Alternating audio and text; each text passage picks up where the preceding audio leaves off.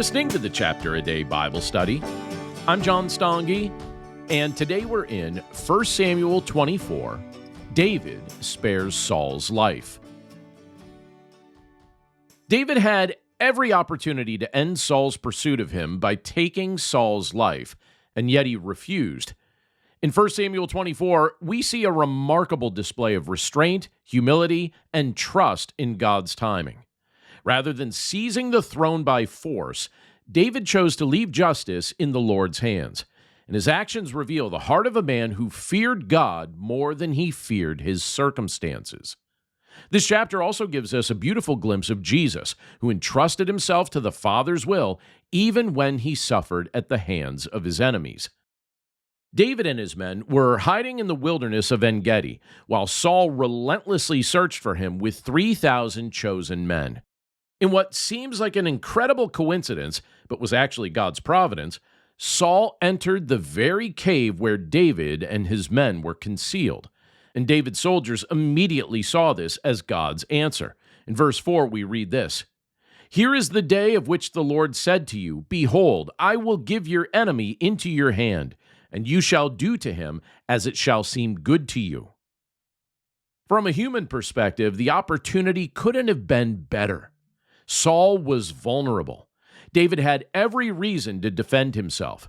He had already been anointed king, and Saul had repeatedly attempted to kill him. Eliminating Saul would have seemed justified to many people, and yet David quietly crept forward and carefully cut off the corner of Saul's robe. And somewhat surprisingly, even this small act troubled his conscience. In verse 5, we read this: "And afterward, David's heart struck him, because he had cut off a corner of Saul's robe." David understood something that many people forget.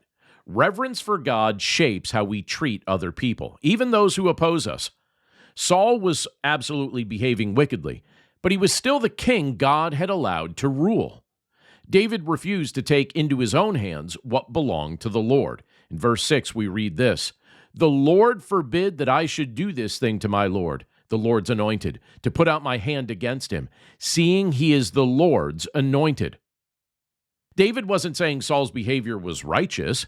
He wasn't excusing Saul's sin. He simply recognized that God alone has the authority to remove Saul from the throne. David trusted that God's promises did not require sinful shortcuts.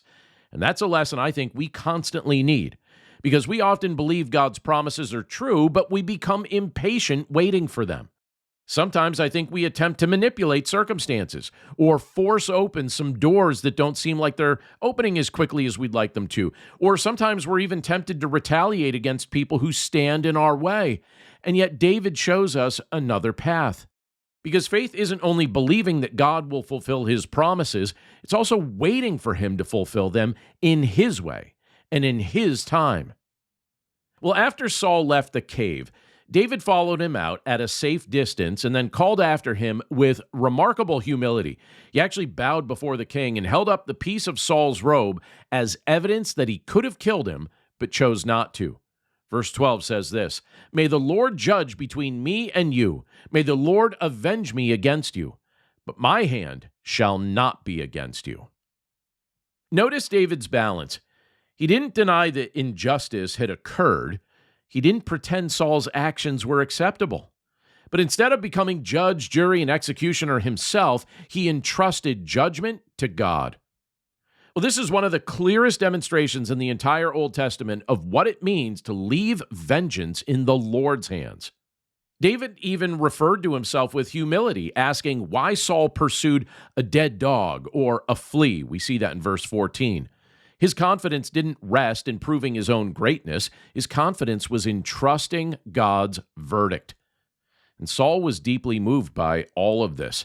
And for a brief moment, his hardened heart seemed to soften a little bit. In verse 17, we read this. Saul says, "You are more righteous than I, for you have repaid me good, whereas I have repaid you evil."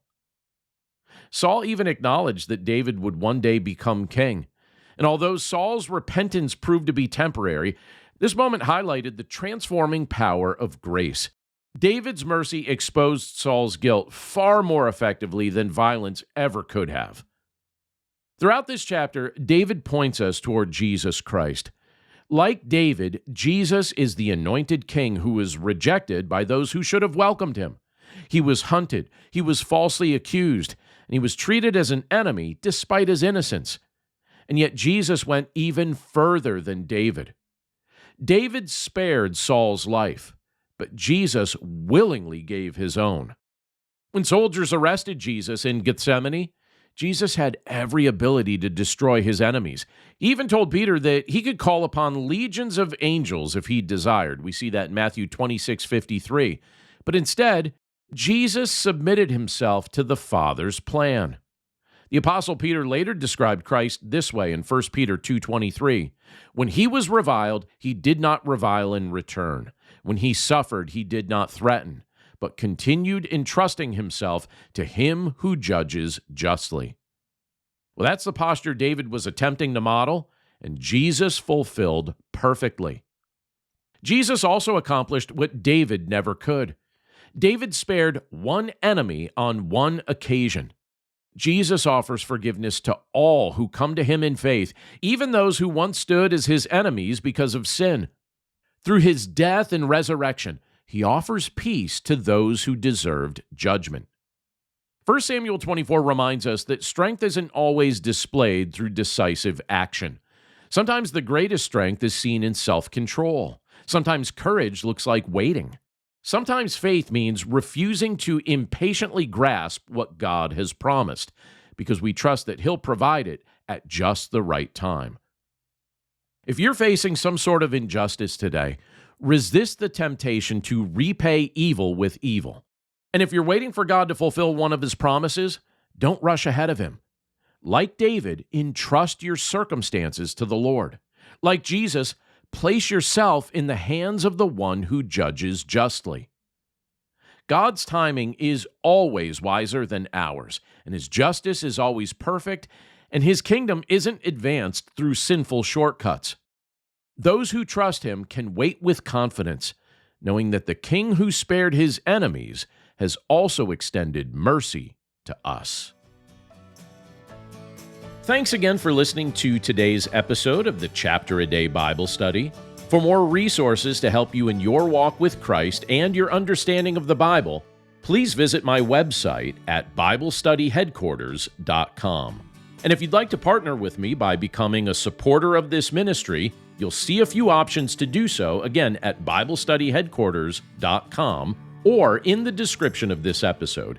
As always, thank you for your prayers, thank you for your support, and thank you for your willingness to share this content with others. Have a great day, and I'll see you again right here tomorrow.